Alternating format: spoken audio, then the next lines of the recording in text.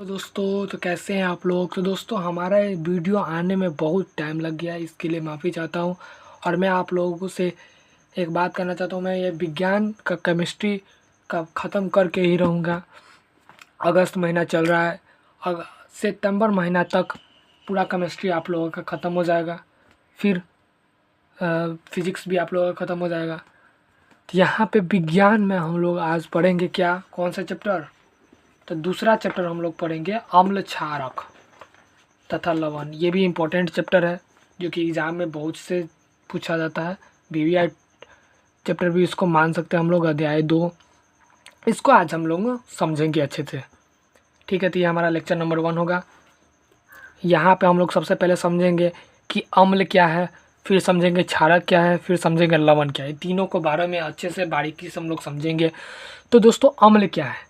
अम्ल एक एसिड है, वह पदार्थ जिसका जलीय विलयन स्वाद में खट्टा होता है। अम्ल जो होता है वह खट्टा होता है, ठीक है, तथा धातु से अधिक क्रियाशील कर हाइड्रोजन गैस मुक्त करता है, उसे अम्ल कहते हैं। क्षारक यह कड़वा होता है, यह स्वाद में कड़वा होता है और यह अम्लों को उदासीन कर लवण बनाता है, ठीक है।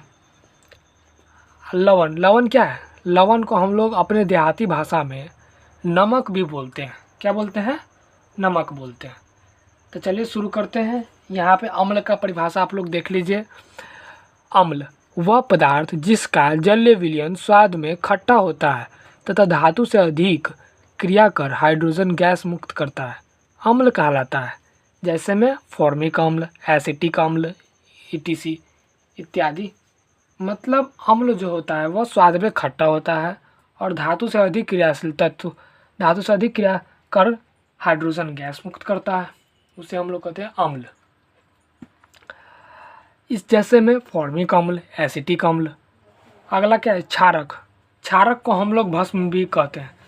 ये जो क्षारक है इसको हम लोग भस्म भी बोलते हैं। क्षारक क्या बोलते हैं, भस्म। तो वह पदार्थ जिसका जलीय विलयन स्वाद में कड़वा होता है, जो स्वाद में कड़वा होता है तथा अम्लों को उदासीन कर लवण बनाता है। अम्ल को उदासीन करके लवण बनाते हैं, उसे हम क्षारक कहते हैं या भस्म भी बोलते हैं। इंग्लिश में बेस कहते हैं। जैसे में सोडियम हाइड्रोक्साइड, पोटेशियम हाइड्रोक्साइड इत्यादि। अम्ल के गुण को लिखे, वीवीआई टॉपिक है। ऑब्जेक्टिव में अक्सर, ऑब्जेक्टिव के लिए सबसे वीवीआई टॉपिक अम्ल के गुण। करीबन 7 गुण हैं। देखते हैं पहला गुण, इसका स्वाद खट्टा होता है। ये तो सब लोगों को पता है। आप जो भी फल खाइए, कुछ भी खाइए, अगर उसका स्वाद खट्टा आ रहा है तुरंत पता चलेगा कि वह क्या है, एक अम्ल है। जिसका स्वाद खट्टा है तो वह अम्ल। यह नीले लिटमस पत्र को लाल कर देता है। नीला लिटमस पत्र क्या है, आप लोग को स्कूल में दिखाया होगा कि नीला लिटमस पत्र, लाल लिटमस पत्र एक पेपर की तरह होता है, लाइक दिस। ऐसे तरह से डिब्बाकार टाइप का रहता है, पन्ना टाइप का, नीला कलर का रहता है, उसे नीला लिटमस पेपर कहते हैं। और लाल कलर का रहता है, उसे लाल लिटमस पेपर कहते हैं, ठीक है। तो ये आपको स्कूल में दिखाया जा सकता है, कई स्कूल में दिखाया भी गया है। या नीले लिटमस पत्र को लाल कर देता है, मतलब नीले लिटमस पत्र पर मान लीजिए, एक सेकेंड। तो दोस्तों यहाँ पे हमारे पास एक नीला लिटमस पत्र है, मैंने अपने हाथों से बनाया है। मान लीजिए ये नीला कलर का है, ठीक है। अगर आप इस पर, इस लिटमस पेपर पर आप लोग कोई भी अम्ल डालेंगे, जैसे नींबू का रस, वो खट्टा होता है तो वह क्या है, अम्ल है। वो आप लोग इस पर डालेंगे नीला लिटमस पत्र पर, तो यह क्या हो जाएगा, डालते मात्र ये लाल रंग का हो जाएगा। कौन सा रंग का हो जाएगा, लाल रंग का। तो यह किससे होता है, अम्ल के कारण होता है। यह नीले लिटमस पत्र को लाल कर देता है। और अगर आप लाल लिटमस पत्र पर अम्ल रख देंगे, जैसे लाल लिटमस पत्र पर नींबू का रस रख देंगे, तो कुछ प्रभाव नहीं पड़ेगा। कह रहा है क्या, लाल लिटमस पत्र पर इसका कोई प्रभाव नहीं पड़ता है। इसका पीएच मान 7 से कम होता है। ये अक्सर पूछा जाता है, वीवीआई टॉपिक हमेशा पूछता है कि अम्ल का पीएच मान कितना होता है, 7 से कम होता है। पीएच मान कितना होता है अम्ल का, पीएच मान हम लोग आगे पढ़ेंगे। इसका पीएच मान 7 से कम होता है, ठीक है। आगे बढ़ते हैं। अब 5वां क्या है, यह जल में हाइड्रोजन आयन H+ देता है। अम्ल में, अम्ल का 5वां गुण ये है कि यह जल में हाइड्रोजन आयन H+ देता है। आप क्षारक के गुण को लिखे, क्षारक के गुण निम्नलिखित है। अब क्षारक के गुण को समझते हैं। यह स्वाद में कड़वा होता है। क्षारक क्या होता है? स्वाद में कड़वा होता है। ऐसी कौन सी चीज़ है जो स्वाद में कड़वा लगता है? चलिए आप लोग एग्जाम्पल दीजिए, ऐसी कौन सी चीज़ है जो स्वाद में कड़वा लगता है? करेला हो गया, करेला जो होता है वो स्वाद में कड़वा होता है। ठीक है, सरसों तेल वो भी स्वाद में कड़वा होता है।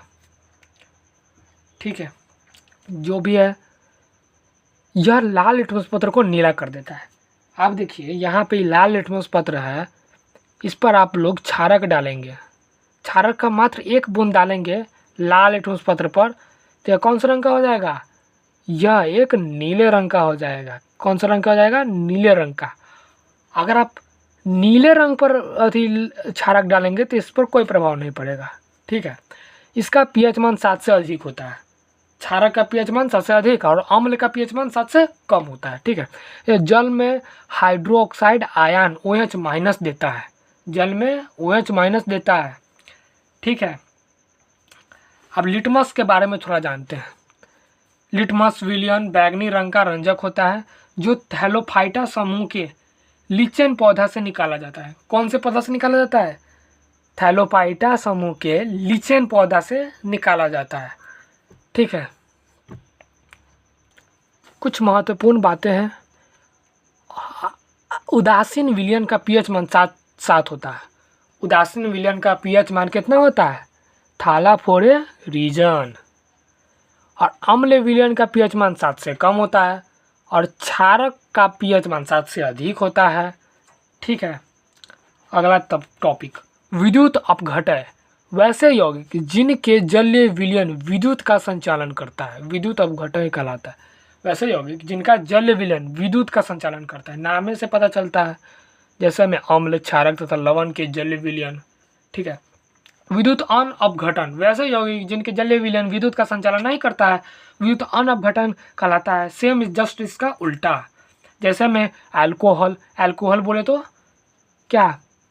शराब, दारू, ग्लूकोज, यूरिया आदि। ठीक है, आप दोस्तों यहाँ पे हम लोग क्षार को समझते हैं। अल्काली, जल में विलय क्षारक को क्षार कहते हैं। एक बात जान लीजिए, सभी क्षार क्षारक होते हैं, लेकिन सभी क्षारक क्षार नहीं होते। नहीं समझे? मतलब सभी क्षार, जितना भी क्षार होता है ना वो क्षारक हो सकता है, लेकिन जितना भी क्षारक होता है वह क्षार नहीं हो सकता है। जैसे में KOH, NaOH। ठीक है, यहाँ पे कुछ इम्पोर्टेंट अम्ल है जिसका फॉर्मूला भी सूत्र दिया है, वो आप लोग याद करके लाइएगा। इसको हम लोग होमवर्क कहते हैं, होमवर्क देते हैं, याद करना है। हाइड्रोक्लोरिक अम्ल HCl, सल्फ्यूरिक अम्ल H2SO4, नाइट्रिक अम्ल HNO3, कार्बोनिक अम्ल H2CO3, एसिटिक अम्ल या एथेनोइक अम्ल CH3COOH, फॉर्मिक अम्ल या मेथेनोइक अम्ल HCOOH, बोरिक अम्ल H3BO3, फॉस्फोरिक अम्ल H3PO4, हाइड्रोब्रोमिक अम्ल HBr, हाइड्रोफ्लोरिक अम्ल HF। सबसे मेन इसमें सबसे हार्ड कौन सा है?